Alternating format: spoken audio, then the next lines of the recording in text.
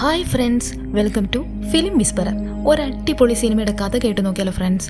Charles എബർനാത്ത് എന്ന് പറയുന്ന കോടീശ്വരൻ 75ാമത്തെ പിറന്നാളിന് തൻ്റെ മക്കളെ തൻ്റെ മാൻഷനിലേക്ക് ഇൻവൈറ്റ് ചെയ്യുന്നു. തുടർന്ന് തന്നെ ആരോ കൊല്ലാൻ വരുന്നുണ്ടെന്നും തന്നെ പ്രൊട്ടക്റ്റ് ചെയ്യണമെന്നും ഇല്ലെങ്കിൽ തൻ്റെ സ്വത്തെല്ലാം ചാരിറ്റിക്ക് കൊടുക്കുമെന്നും പറയുന്നു. എന്നാലും ആരായിരിക്കും അയാളെ കൊല്ലാൻ വരുന്നുണ്ടാകുക? എന്തിനായിരിക്കും അയാൾ പ്രൊട്ടക്ഷൻ വേണമെന്ന് മക്കളോട് പറഞ്ഞിട്ടുണ്ടാകുക?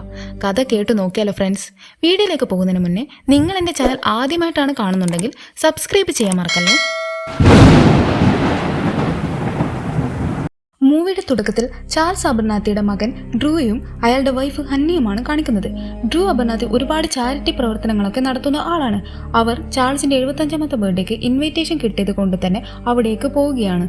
ഡ്രൂ എത്തുന്നതിന് മുമ്പേ അവന്റെ മറ്റു സഹോദരങ്ങളൊക്കെ എത്തിയിരുന്നു. അവരൊക്കെ അബർനാത്തി ഫാമിലി തന്നെ ഓരോ ബിസിനസ് നടത്തുന്നവരാണ്.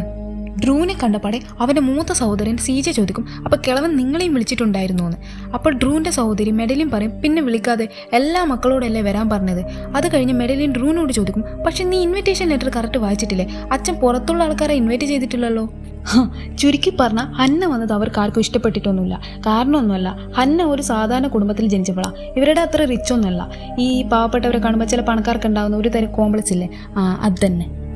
അന്നേരം ഡ്രൂ പറയും, ഇതെൻ്റെയും കൂടി വീടാണ്, എനിക്ക് തോന്നില്ല അച്ഛന് ഞാൻ ഇവളെ ഇവിടെ കൂട്ടിയതിൽ എതിർപ്പുണ്ടാകുമെന്ന്. അപ്പോഴാണ് ചാൾസിന്റെ ഇളയ മകളായ കാമി അങ്ങോട്ടേക്ക് വരുന്നത്. ആളൊരു സോഷ്യൽ മീഡിയ ഇൻഫ്ലുവൻസറാണ്. ഏത് നേരം വ്ലോഗ് എടുക്കല്, അത് പോസ്റ്റ് ചെയ്യല്, ഇതെന്നെ പണി. അവൾ വന്നപാട് അവിടെ കിടന്ന് വ്ലോഗ് എടുക്കുന്നുണ്ടോ. മെഡലിൻ ആണെങ്കിൽ ഇനി ഇവളുടെ പേക്കൂത്തും കൂടി സഹിക്കണല്ലോ എന്ന് ആലോചിച്ച് സീജനെ നോക്കുന്നുണ്ടോ. കാമി ചോദിക്കും, ആരെങ്കിലും അച്ഛന് ബർത്ത്ഡേ ഗിഫ്റ്റ് കൊണ്ടുവന്നിട്ടുണ്ടോ എന്ന്. അപ്പോൾ മെഡലിൻ പറയും, ഒരിക്കൽ അച്ഛൻ്റെ ബർത്ത്ഡേക്ക് ഞാനൊരു എക്സ്പെൻസീവ് പെയിന്റിങ് കൊടുത്തായിരുന്നു, അത് അങ്ങേരെ എടുത്തിട്ട് ടോയ്ലറ്റിലിട്ടു. ഡ്രൂ പറയും, പക്ഷെ ഞങ്ങളൊരു ഗിഫ്റ്റ് അച്ഛന് കൊണ്ടുവന്നിട്ടുണ്ടെന്ന്. അപ്പോഴാണ് ചാൾസിന്റെ സ്റ്റാഫായ മൈൽസ് അങ്ങോട്ട് വരുന്നത്. അയാൾ എല്ലാവരും അകത്തേക്ക് ക്ഷണിക്കും.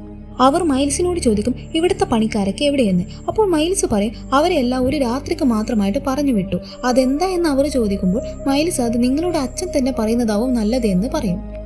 റൂമിലെത്തിയ ഹന്ന താൻ വന്നത് സീജയ്ക്കും മെഡലിനും ഇഷ്ടപ്പെട്ടില്ലേ എന്ന് ഡ്രൂവിനോട് ചോദിക്കും.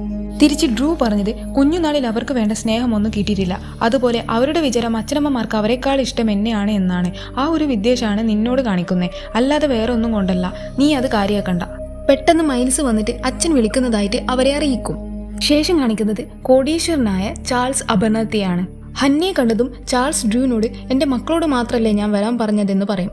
അപ്പോൾ ഹന്ന, ഓ സോറി, ഇതിൽ ഡ്രൂവിൻ്റെ സൈഡ് ഒരു ഫോൾട്ടുമില്ല. എനിക്കും ഇവരോടെല്ലാം കൂടെ അച്ഛൻ്റെ ബർത്ത്ഡേ സെലിബ്രേറ്റ് ചെയ്യണമെന്നുണ്ടായിരുന്നു, അതാണ് ഞാനും വന്നേന്ന് പറയും. ഓക്കെ, ഞാൻ നിങ്ങളെ വിളിപ്പിച്ചത് എന്തിനാണെന്ന് നിങ്ങൾ ചിന്തിക്കുന്നുണ്ടാകും. മറ്റൊന്നുമല്ല, ഞാൻ മരിക്കാൻ പോവുകയാണ്. അത് കേട്ട് സീജ പറയും, അച്ഛൻ ഇങ്ങനെ വിളിച്ചു വരുത്തി നാടകം കളിക്കേണ്ട ആവശ്യമൊന്നുമില്ല. ഇത് നാടകമൊന്നുമല്ല. ഇന്ന് രാത്രി തന്നെ ഒരാൾ കൊല്ലാൻ വരുമെന്നും അതുകൊണ്ട് രാവിലെ വരെ തന്നെ പ്രൊട്ടക്റ്റ് ചെയ്യണമെന്നും നിങ്ങളല്ലാതെ വേറെ ആരും വിശ്വാസമില്ലെന്നും അതുകൊണ്ടാണ് ഇവിടുത്തെ ജോലിക്കാരെ പറഞ്ഞയച്ചതെന്നും ചാൾസ് പറയുന്നു.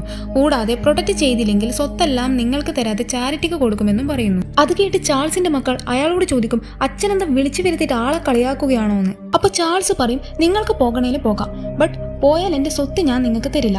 അല്ല, എന്നെ പ്രൊട്ടക്റ്റ് ചെയ്യാനാണ് നിങ്ങളുടെ തീരുമാനമെങ്കിൽ മൈൽസിനോട് ഞാൻ പറയും വീട് ലോക്ക് ചെയ്യാൻ. അതിനുശേഷം നിങ്ങൾക്ക് ഈ വീട്ടിൽ നിന്ന് മോർണിംഗ് വരെ പുറത്തു പോകാൻ പറ്റത്തില്ല. അത് കഴിഞ്ഞ് ചാൾസ് മൈൽസിനോട് എല്ലാം ഓക്കെ അല്ലേ എന്ന് ചോദിക്കും. അപ്പോൾ മൈൽസ് പുറത്തു നിന്ന് ആർക്കും അകത്തേക്ക് കടക്കാനാവാത്ത വിധം ലോക്ക് ആക്കിയിട്ടുണ്ടെന്ന് പറയും. എന്നിട്ട് ചാൾസ് ഹന്നിയോട്, നീ ഇവിടെ നിൽക്കണ്ട, മൈൽസിന്റെ കൂടെ തിരിച്ചു പോകണമെന്ന് ആവശ്യപ്പെടും. ഹന്ന അച്ഛന് പ്രൊട്ടക്റ്റ് ചെയ്യേണ്ടത് തൻ്റെയും കൂടി റെസ്പോൺസിബിലിറ്റി ആണെന്നുള്ള രീതിയിൽ സംസാരിക്കും. അതുകൊണ്ട് ഞാൻ മാത്രമല്ല, നമ്മളെല്ലാവരും ഇന്ന് രാത്രി ഇവിടെ കഴിയുമെന്ന് പറയും. അന്ന് രാത്രി എല്ലാവരും ഒന്നിച്ചിരിക്കുമ്പോൾ സീജയും മെഡലിനും അച്ഛൻ ഓരോ പ്രാന്ത് പറയാണെന്ന് പറയും. അപ്പോൾ ഹന്ന, ചിലപ്പോൾ അച്ഛൻ കള്ളം പറയുന്നതല്ലെങ്കിലോ, ശരിക്കും കൊല്ലാൻ ആരെങ്കിലും വരുന്നുണ്ടെങ്കിലോ എന്ന് പറയും. ഹന്നയ്ക്ക് സപ്പോർട്ട് എന്ന രീതിയിൽ ഡ്രൂ പറയും, നമുക്ക് ഈ വീട് മുഴുവനൊന്ന് പരിശോധിച്ചാലോ, ചിലപ്പോൾ കില്ലർ ഇവിടെ എവിടെയെങ്കിലും ഉണ്ടെങ്കിലോ. അങ്ങനെ അവർ കില്ലറിനെ പരിധി നടക്കുന്ന ടൈം ഹന്ന അവിടെ ഒരു റൂം കാണും. അതെന്താണെന്ന് ഡ്രൂവിനോട് ചോദിക്കുമ്പോൾ ഡ്രൂ പറയും, അത് പഴയ സാധനങ്ങളും ഈ പുരാവസ്തുക്കളും ഒക്കെ സൂക്ഷിച്ചു വെക്കുന്ന റൂമാണ്, അച്ഛൻ ഇതിനൊക്കെ നല്ല താല്പര്യമാണെന്ന് പറയും.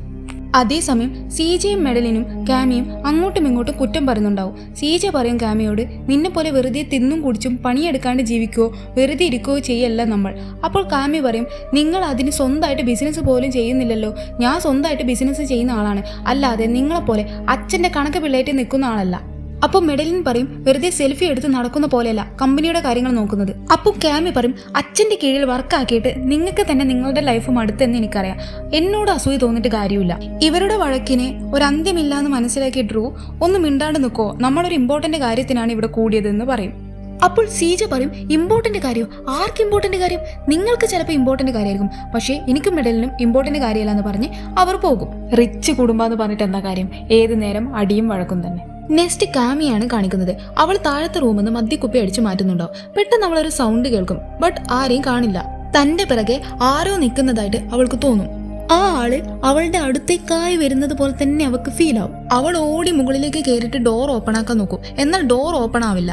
ആ രൂപം കൂടുതൽ അവളുടെ അടുത്തേക്കായി വരുന്നത് പോലെ തന്നെ അവൾക്ക് തോന്നും. അവൾ ഡോർ തുറക്കാൻ വേണ്ടി നിലവിളിക്കും. പെട്ടെന്ന് സീജെ ഡോർ തുറന്ന് അവളെ രക്ഷപ്പെടുത്തും. സീജെ അവളോട് ചോദിക്കും, നിനക്ക് കുട്ടിക്കാലത്ത് താഴത്തെ റൂമിൽ പോകാൻ ഭയങ്കര ഇഷ്ടമായിരുന്നില്ലേ, പിന്നെ ഇപ്പൊ ഇതെന്ത് പറ്റി? അവളാണെങ്കിൽ പേടിച്ച് വരച്ചൊരു പരിവായിട്ടവളെ. അവളൊന്നും പറയാണ്ട് അവിടുന്ന് പോകും. പിന്നീട് കാണിക്കുന്നത് അച്ഛനെ ആരാ കൊല്ലാൻ വരുന്നത്, അച്ഛൻ എന്തിനാ ഞങ്ങളോടൊന്നും തുറന്നു പറയാത്തത് എന്ന് ചോദിക്കുന്ന ഡ്രൂവിനെയും ഹന്നയുമാണ്. അപ്പോൾ മറുപടിയായിട്ട് ചാൾസ് പറയും, വർഷങ്ങൾക്ക് മുമ്പ് ഞാനൊരു ബിസിനസ് ഡീൽ ചെയ്തിട്ടുണ്ടായിരുന്നു. ആ ഡീലിന് വേണ്ടി എനിക്ക് ഒരാളുടെ ജീവൻ പണയം വെക്കേണ്ടി വന്നു. ഇന്ന് എനിക്ക് അതിൻ്റെ കോൺസിക്വൻസ് ആണ് കിട്ടാൻ പോകുന്നത്. അത് തടയാനാണ് നിങ്ങളോട് മോർണിംഗ് വരെ എനിക്ക് വേണ്ടി പ്രൊട്ടക്ഷൻ നിൽക്കുമോ എന്ന് ചോദിച്ചത്. പക്ഷെ അയാൾ എന്ത് ഡീലാണ് നടത്തിയെന്ന് ഇവിടെ പറയുന്നില്ല.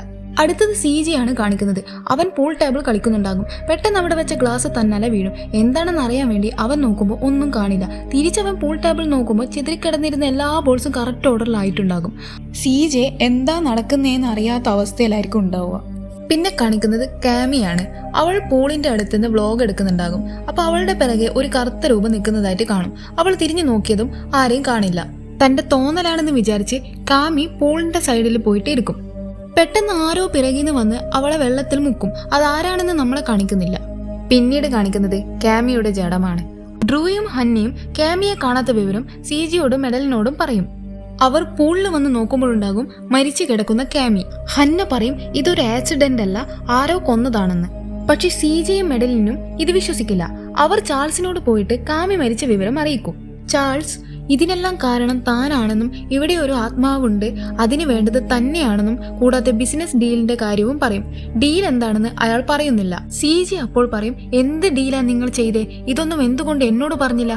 മീഡിയക്കാർക്ക് കോൾ അടിച്ച പോലെയായിരിക്കും. ഇത് നമ്മളുടെ ബിസിനസിനെ തന്നെയാണ് ഇല്ലാണ്ടാക്കുക. ചാൾസ് അതിന് മറുപടി കൊടുക്കില്ല.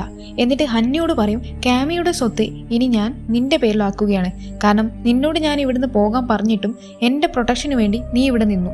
നെക്സ്റ്റ് സീനിൽ സീജ പറയും, നമ്മളിൽ ആരോ ഒരാളാണ് ഈ പണിയൊക്കെ എടുക്കുന്നതെന്ന്. എന്നിട്ട് ഹന്നയോടും ഡ്രൂവിനോടും പറയും, നിങ്ങളാണ് ആദ്യം കാമിയെ കാണാത്ത വിവരം ഞങ്ങളോട് വന്ന് പറഞ്ഞത്. അപ്പൊ ഡ്രൂ പറയും, മെഡലിൻ അല്ലേ കാമി ചിലപ്പോൾ പൂളിൽ ഉണ്ടാകും, അവിടെ പോയി നോക്കിയാൽ എന്ന് പറഞ്ഞത്. അന്നേരം സീജെ പറയും, ബട്ട് മെഡലിൻ എന്റെ കൂടെയായിരുന്നു ആ ടൈം ഉണ്ടായത്, അവളല്ല അത് ചെയ്തത്. അച്ഛൻ ഇതെല്ലാം ചെയ്യുന്നത് ഞങ്ങളുടെ സ്വത്ത് നിങ്ങൾക്ക് തരാനാണ്, അതായത് കാമിയെ കൊന്നിട്ട് അവളുടെ സ്വത്തല്ല നിങ്ങൾക്ക് തന്നതുപോലെ. ഹന്നി അവരോട് പറയും, നമ്മളിപ്പോൾ പരസ്പരം സംശയിക്കുകയല്ല വേണ്ടത്. നിങ്ങൾക്ക് രണ്ടാൾക്കും അച്ഛന്റെ പ്രേതത്തെ പിടിക്കണമെങ്കിൽ നിങ്ങൾ പോക്കോ, എന്തായാലും എന്നെ വിട്ടേക്കെന്നും പറഞ്ഞ് മെഡലിൻ അവിടുന്ന് പോകും. ഡ്രൂയും ഹന്നിയും കാമിയുടെ ബോഡി ഉള്ളിടത്തേക്ക് പോകും. പക്ഷെ അവിടെ ബോഡി കാണില്ല. അപ്പോൾ അവർക്ക് മനസ്സിലാകും അച്ഛൻ പറഞ്ഞതിൽ സത്യം ഉണ്ടെന്ന്. ഇതെല്ലാം കണ്ടതോടെ ഡ്രൂവിനോട് ഹന്ന പറയും, എത്രയും പെട്ടെന്ന് നമുക്ക് ഇവിടുന്ന് പുറത്തു കിടക്കണം. ഇപ്പോൾ കാമിയാണെങ്കിൽ അടുത്തത് നമ്മളാകും. എനിക്ക് നിങ്ങളുടെ സ്വത്തും ഒരു മണ്ണാങ്കട്ടിയും വേണ്ട, നമ്മളെക്കാൾ വലുതല്ല എനിക്കൊരു സ്വത്തും. നെക്സ്റ്റ് സീനിൽ മെഡലിൻ കാമിയുടെ റൂമിൽ കയറിയിട്ട് കാമിയുടെ പഴയ സാധനങ്ങൾ സങ്കടത്തിൽ നോക്കുന്നുണ്ടാകും. ഇതിൽ നിന്ന് നമുക്ക് മനസ്സിലാക്കാം കാര്യം കാമിയോട് വഴക്ക് കൂടുന്നുണ്ടെങ്കിലും ഉള്ളിൻ്റെ ഉള്ളിൽ അവൾക്ക് കാമിയോട് സ്നേഹമുണ്ടെന്ന്. അന്നേരം സീജ വന്നിട്ട് അവളോട് ചോദിക്കും, നീ എന്താ ഇരുട്ടത്തിങ്ങനെ ഇരിക്കുന്നേന്ന്. ഒന്നുമില്ല, കാമി എന്നെപ്പറ്റി പറഞ്ഞത് ശരിയായിരുന്നു. എനിക്കെന്റെ ജീവിതം തന്നെ മടുത്തു. എനിക്കറിയാം നിനക്കും എല്ലാം അടുത്തെന്ന്. നിനക്കൊരു കാര്യം അറിയോ, എനിക്കൊരാളെ ഇഷ്ടമായിരുന്നു. അവൻ താഴ്ന്ന ഫാമിലിയിൽ പെട്ടവനായതുകൊണ്ട് തന്നെ അച്ഛൻ അത് വിലക്കി. അച്ഛൻ എപ്പോഴും അച്ഛന്റെ പണവും അഭിമാനവുമാണ് വലുത്. നമ്മൾ അച്ഛന് വേണ്ടി നമ്മളുടെ ഇഷ്ടങ്ങളും ആഗ്രഹങ്ങളും ഒക്കെ ഉപേക്ഷിച്ചു. പക്ഷെ അച്ഛൻ എന്താണ് ഞങ്ങൾക്ക് തിരിച്ചു തന്നത്? പിന്നെ നമ്മൾ എന്തിന് ഈ പ്രൊട്ടക്ഷന്റെ പേരിൽ ഇത്ര ആത്മാർത്ഥത കാണിക്കണം? ഡ്രൂ ആണെങ്കിൽ ഊരും പേരും ഇല്ലാത്ത ഒരുത്തിനെ കെട്ടിട്ട് വന്നു. അച്ഛനാണെങ്കിൽ അവളോട് ഒടുക്കത്തെ സ്നേഹവും. കാമിയുടെ സ്വത്തെല്ലാം അടിച്ചു മാറ്റിയതുപോലെ നമ്മളുടെ സ്വത്തും അടിച്ചു മാറ്റാനാണ് അവളുടെ അടുത്ത പദ്ധതി. മറുവശത്ത് ഹന്നിയും ഡ്രൂയും നേരത്തെ പറഞ്ഞ പുരാവസ്തുക്കൾ സൂക്ഷിച്ചിരിക്കുന്ന മുറിയിലേക്ക് പുറത്തു കടക്കാനുള്ള വഴി തേടി പോകുന്നു. അപ്പോഴാണ് മ്യൂസിയം പോലെ പല രീതികളുള്ള പെയിന്റിങ്സും പ്രതിമകളും അവിടെ കാണുന്നത്. പെട്ടെന്ന് നോക്കുമ്പോൾ നമ്മൾക്ക് കാണാനാകും ആ പ്രതിമകൾക്ക് ജീവൻ വെച്ച് അത് അവർക്ക് നേരെ വരുന്നത്. അവർ അത് കണ്ടപ്പാടും പേടിച്ചോടും. അവര് നേരെ ഓടി കയറിയത് ഒരു സീക്രട്ട് റൂമിലാണ്. അവർ കയറിയപ്പാടും ആ റൂം തന്നാലും ലോക്കാകും. ആ റൂമിനൊരു പ്രത്യേകതയുണ്ട്. ആരെങ്കിലും ആ റൂമിൽ പെട്ടു പോയിട്ടുണ്ടെങ്കിൽ ആ റൂമിൽ ഓക്സിജൻ ലെവൽ കുറയും. അങ്ങനെയാണ് അത് സെറ്റ് ചെയ്ത് വെച്ചിരിക്കുന്നത്. സംഭവം അവരെ പൂട്ടിയത് മറ്റാരുമല്ല, ഈ 2 പിശാചുക്കളാണ്.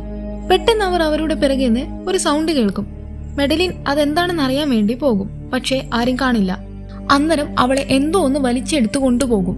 അവൾ കണ്ണ് തുറന്നു നോക്കുമ്പോൾ കാമിയുടെ റൂമിലായിരിക്കും ഉണ്ടാകുക. അവൾ നടന്നിട്ട് കാമിയുടെ ചിത്രമുള്ള പെയിന്റിങ്ങിന്റെ അടുത്ത് പോകും. അന്നേരം കാമിയുടെ ആത്മാവ് അതിന്റെ അകത്ത് നിന്ന് പുറത്തു വന്ന് മെഡലിന്റെ മേത്ത് വീഴും. CJ ഓടി വന്ന് കാമിയെ വെടിവെക്കും. ബട്ട് അതൊരു ആത്മാവല്ലേ, എവിടെ കൊള്ളാനാ? പക്ഷെ അത് മെഡലിന്റെ നെഞ്ചത്തായിരിക്കും കൊള്ളുക. അവിടെ കിടന്ന മെഡലിൻ മരിക്കും. ഇപ്പുറത്തത് ഹന്നിയും ഡ്രൂയും എന്താ ചെയ്യേണ്ടെന്നുള്ള അവസ്ഥയല്ല. ഓക്സിജൻ ലെവലാണെങ്കിൽ താഴ്ന്നു വരികയാ. പെട്ടെന്ന് CJ ഡോർ ഓപ്പൺ ആക്കിയിട്ട് അകത്തേക്ക് വരും. എന്നിട്ട് നടന്ന കാര്യങ്ങളെല്ലാം അവരോട് പറയും. CJ പറയും ഡ്രൂവിനോട്, നീ പോയിട്ട് അയാളോട് തന്നെ ചോദിക്ക് അയാൾ എന്താന്ന് കാണിച്ചു വെച്ചേന്ന്, എന്തുകൊണ്ട് നമ്മളുടെ സിസ്റ്റേഴ്സ് മരിച്ചേന്ന്. ഈ തോക്കിൽ ഇനി ഒരൊറ്റ ബുള്ളറ്റ് മാത്രമേ ഉള്ളൂ, ഇതുകൊണ്ട് ഞാൻ അതിനെ എന്തായാലും കൊല്ലും. ഡ്രൂയും ഹന്നിയും ഇവിടെ നടക്കുന്നതിന്റെ കാരണം അറിയാൻ വേണ്ടി ചാൾസിന്റെ അടുത്തേക്ക് പോവുകയാണ്. അപ്പോഴത്തേക്കും ആ സാധനം ഇവരുടെ പിറകെയും വരാൻ തുടങ്ങിയിട്ടുണ്ടാവും. ഇവർ നേരെ ഓടിയിട്ട് ഒരു റൂമിൽ കയറിയിട്ട് ഒളിച്ചിരിക്കും. ഹന്ന നോക്കുമ്പോഴുണ്ടാവും അവർ നിൽക്കുന്ന ആ റൂമിൽ തന്നെ മറ്റൊരു റൂമും കൂടി. ആ റൂമാണെങ്കിൽ ബുക്സ് എല്ലാം വെക്കുന്ന ഷെൽഫിന്റെ അപ്പുറത്തായിരിക്കും ഉണ്ടാവുക. അവർ അതിന്റെ അടുത്ത് ചെന്ന് ഒരു ബുക്ക് മാത്രം പിറകോട്ടേക്ക് വലിക്കും. ശരിക്കും അതൊരു ബുക്കായിരുന്നില്ല, ബുക്ക് എന്ന് തോന്നിപ്പിക്കുന്ന വിധത്തിലുള്ള ഒരു ചാവിയായിരുന്നു. പക്ഷെ പുറത്ത് നിന്ന് കാണുമ്പോൾ അത് ശരിക്കും ഒരു ബുക്ക് പോലെയാ. അപ്പൊ അതൊരു ഡോറ് പോലെ ഓപ്പൺ ആവും. ഡ്രൂ പറയും, ഞാൻ ഈ റൂം ഈ വീട്ടിൽ ആദ്യമായിട്ടാ കാണുന്നേന്ന്. അപ്പൊ അവിടെ ഉണ്ടായ ഒരു ബുക്കിൽ എന്തൊക്കെയോ മന്ത്രവാദങ്ങളും ആരും കേട്ടാൽ ഞെട്ടിപ്പോകുന്ന ആഭിചാര ക്രിയകളും പിശാചുക്കളുമായിട്ട് ഇടപഴകാനുള്ള ഓരോ പ്രക്രിയകളും ആത്മാവിനെ എക്സ്ചേഞ്ച് ചെയ്യൽ അതൊക്കെയായിരുന്നു. ചാൾസിന് ഇതിനോടൊക്കെ എന്തൊക്കെയോ ഒബ്സഷൻ ഉള്ളതുപോലെയുണ്ട്. എന്തായിരിക്കും അത്? നമുക്ക് നോക്കാം. ഇവിടെ CJ ആ പ്രേതത്തെ അന്വേഷിച്ച് നടക്കുകയാണ്. അന്നേരം കാമിയുടെ പ്രേതം വന്ന് CJ തള്ളി താഴെയിടും. CJ കണ്ണ് തുറന്ന് നോക്കുമ്പോൾ മുകളിൽ മെഡലിന്റെ പ്രേതവും ഉണ്ടാകും. മെഡലിന്റെ പ്രേതം അവന്റെ അടുത്ത് വന്ന് അവന്റെ കഥ തീർക്കും. ഡ്രൂയും ഹന്നിയും ലൈബ്രറിയിൽ ഓടിച്ചെന്ന് ചാൾസിനോട് ഡോറ് തുറക്കാൻ ആവശ്യപ്പെടും. ചാൾസ് ഡോറ് തുറന്നിട്ട് CJനെയും മെഡലിനെയും അന്വേഷിക്കും. അപ്പോൾ അവർ മരിച്ച കാര്യം ഡ്രൂ പറയും. ഹന്ന, നിങ്ങൾ എന്തിനാ ശരിക്കും ഞങ്ങൾ ഇവിടെ വിളിപ്പിച്ചേ? എന്താ ഇവിടെ നടക്കുന്നതെന്ന് ചാൾസിനോട് ചോദിക്കും. അപ്പോൾ ചാൾസ് പറയും, ഞാൻ നിങ്ങളോട് എല്ലാം തുറന്നു പറയാം. തലമുറകളോളം ഈ കുടുംബം ഭയങ്കര സക്സസ്ഫുൾ ആയിരുന്നു. എല്ലാം നന്നായിട്ട് പോയിക്കൊണ്ടിരുന്നതായിരുന്നു. എന്നാൽ അതെല്ലാം ഒറ്റ നിമിഷം കൊണ്ട് തകിടം മറിഞ്ഞു. അതിന് കാരണമായത് എൻ്റെ അച്ഛൻ പണത്തിന് ബുദ്ധിമുട്ട് വന്നതോടെ പണിയെടുത്ത കമ്പനിയിൽ നിന്ന് പണം മോഷ്ടിച്ചു. അതോടെ മീഡിയക്കാരും കൂടെ ഉള്ളവരും എല്ലാവരും കുറ്റപ്പെടുത്താനും കളിയാക്കാനും തുടങ്ങി. എല്ലാവരുടെയും അവഗണനയും എല്ലാം കൂടി ആയപ്പോൾ അപർണാത്തി ഫാമിലി തന്നെ നശിക്കാൻ തുടങ്ങി. ജനിക്കുമ്പോൾ മുതൽ എല്ലാം ഉണ്ടായിരുന്ന അവസ്ഥയിൽ നിന്ന് ഒന്നുമില്ലാത്ത അവസ്ഥയിലേക്ക് പെട്ടെന്നൊരു ദിവസം എത്തിയപ്പോൾ എന്ത് ചെയ്യണം, ഇനി എവിടുന്ന് തുടങ്ങണം എന്നൊരു ഐഡിയ ഇല്ലായിരുന്നു. പഴയ പോലെ പണക്കാരനാവാൻ എന്തും ചെയ്യും എന്നുള്ള അവസ്ഥയിൽ എത്തിയപ്പോഴാണ് ചെകുത്താനെ കണക്ട് ചെയ്ത് സമ്പന്നനാകുന്നതിന് വേണ്ടി പഴയകാല പ്രതിമകളുടെയും ഒക്കെ പിറകെ പോയത്. ഒരു ഡീലിന് വേണ്ടി എനിക്ക് ഒരാളുടെ ജീവൻ പണയം വെക്കേണ്ടി വന്നെന്ന് ഞാൻ നിങ്ങളോട് പറഞ്ഞിട്ടില്ലേ? അത് മറ്റാരുടെയുമല്ല, എന്റേത് തന്നെയാ. ചെകുത്താനെ വിളിച്ചു വരുത്തി അതിനോട് ഈ കുടുംബം പണ്ടുണ്ടായിരുന്ന പോലെ പണവും പ്രതാപവും കൊണ്ട് സമ്പന്നമാവണം, ആ കാലം തിരിച്ചു വേണമെന്ന് ആവശ്യപ്പെട്ടു ഞാൻ. പകരം എന്റെ 75ാമത്തെ പിറന്നാളിന് എന്റെ ജീവൻ എടുത്തോളൂ എന്ന് പറഞ്ഞു. എന്നാൽ കാലം കടന്നു പോയപ്പോൾ ഇനിയും ജീവിക്കണമെന്ന ആഗ്രഹം കടന്നുകൂടി. അതിനുവേണ്ടി ചെകുത്താനെ പിന്നെയും വിളിച്ചു വരുത്തി അതിനോട് എനിക്ക് പകരം എന്റെ മക്കളെ നിങ്ങൾ എടുത്തോന്ന് പറഞ്ഞു. ചെകുത്താൻ അതിന് സമ്മതിച്ചു. അതിനു വേണ്ടിയാണ് ഞാൻ നിങ്ങളെ ഇവിടെ വിളിച്ചു വരുത്തിയത്. അത് പറഞ്ഞു കഴിഞ്ഞ പാടും ഡ്രൂവിനോട് ചാൾസ് എന്നോട് ക്ഷമിക്കൂ മകനേന്ന് പറഞ്ഞ് അവന്റെ നെറ്റിക്ക് വെടിവെച്ചു കൊല്ലും. പടുകിളവൻ, എജ്ജാതി സൈക്കോ. ചാൾസ് ഹന്നിയോട് പറയും, ഞാൻ നിന്നോട് ആദ്യമേ ഇവിടുന്ന് പോവാൻ പറഞ്ഞതല്ലേ, എന്നിട്ട് നീ നിന്നു. ഇനി നിന്നെ മാത്രം ഞാൻ എന്തിനൊരു വിറ്റ്നസ് ആയിട്ട് ബാക്കി വെക്കണമെന്ന് പറഞ്ഞ് അവളെ വെടിവെക്കും. പക്ഷെ അവളുടെ കൈക്കാണ് കൊള്ളുക. അവൾ ചാൾസിനെ അടിച്ചിട്ടിട്ട് ഓടി ഒരു റൂമിൽ ഒളിച്ചിരിക്കും. കിളവനാണെങ്കിൽ അവളെ പരിധി അവൾ ഒളിച്ചിരിക്കുന്ന റൂമിലെത്തും. അവളെ അവിടെ ഒന്നും കാണാഞ്ഞിട്ട് അയാൾ ആ റൂം വിട്ട് പുറത്തു പോകാനായിട്ട് നോക്കുമ്പോഴുണ്ടാകും തറയിൽ ഹന്നയുടെ കയ്യിൽ നിന്ന് വാർന്നു പോയ രക്തം. അയാൾക്ക് മനസ്സിലാകും അവൾ ആ റൂമിൽ എവിടെയാ ഉള്ളതെന്ന്. അയാൾ പറയും, ഞാൻ ആദ്യമേ CJ മെഡലിനും പറഞ്ഞത് കേൾക്കണമായിരുന്നു, നിന്നെ ഈ കുടുംബത്തിൽ ഒരിക്കലും കയറ്റരുതായിരുന്നു. അതും പറഞ്ഞ് അവളുടെ നേർക്ക് തോക്ക് ചൂണ്ടുമ്പോൾ അവളെ അവിടെ കാണില്ല. അവൾ അപ്പോഴത്തേക്ക് ആ റൂമിൽ നിന്ന് ഓടിപ്പോയിട്ടുണ്ടാകും. അവൾ അവിടെ നിന്ന് പോയിട്ട് അവസാന ബുള്ളറ്റുള്ള CJയുടെ കയ്യിലുണ്ടായ തോക്കെടുക്കും. എന്നിട്ട് നേരെ പോയിട്ട് കിളവൻ നിൽക്കുന്ന റൂമിന്റെ സോഫേന്റെ അടിയിൽ ഒളിച്ചിരിക്കും. അയാൾ ക്ലോക്കിൽ 12 മണിയായോന്ന് നോക്കുന്ന കറക്റ്റ് ടൈം ഹന്ന അയാളുടെ പിറകിൽ വന്ന് നിൽക്കും. അയാൾ തിരിഞ്ഞു നോക്കുമ്പോൾ അവൾ നോ മോർ ഗെയിംസ് എന്ന് പറഞ്ഞ് അയാളെ വെടിവെക്കും.